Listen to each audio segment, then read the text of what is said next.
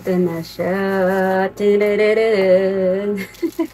Ayan. So, ito na nga yung ating, ang tawag dito, oral irrigator portable water flosser. So, in short, pang-tanggal ng mga tinga-tinga. So, maganda nga rin itong gamitin lalo na kapag naka-brace ka. So, nakakatulong nga talaga to para mas madali nating matanggal yung mga tinga-tinga natin sa ating ngipin. Ngayon, itatry ko nga siyang gamitin. So, hindi ko pa siya alam. Pero, binasa ko naman na yung manual niya. So, meron siyang kasamang 4 na nozzle. So, ayan, hindi ko pa to alam kung paano maggamitin. Pero, ang nakita ko, madalas ito. So, ito nga yung oral irrigator, guys. Then, itong nozzle is papasok lang natin siya dito. Ayan. So, ganyan lang siya. Ayan, meron siyang control panel dito. Ito yung power. Dito natin siya kukontrolin. So, ipapower lang natin yan. Ayan. So, meron niyang, 3 levels. Meron siyang weak, strong, and pulse. Meron din siyang charging dito. Ito, sa likod. Ayan, i-open nyo yan. Ayan, dyan yung siya isasaksak.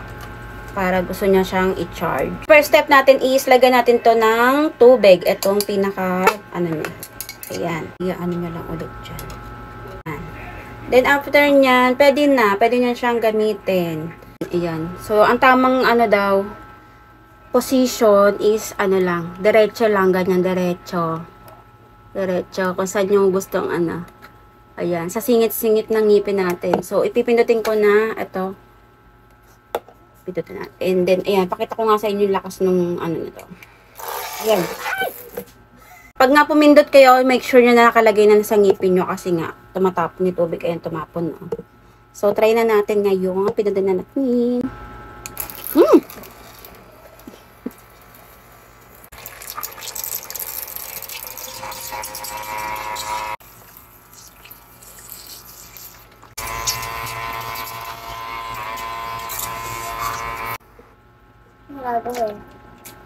Ayan, meron nga.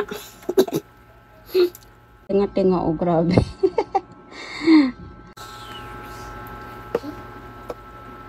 So, ayan guys, ang ganda nga niyang gamitin para sa mga meron brace. So, nakakatulong talaga to para mas luminis yung, yung ngipin natin. So, meron tong available color. So, pink, white, and green. So, tingnan nyo na lang dyan sa yellow basket. Tapos, mura lang to. 300 plus lang to. Kaya, i-check out mo na yan for the fresh breath.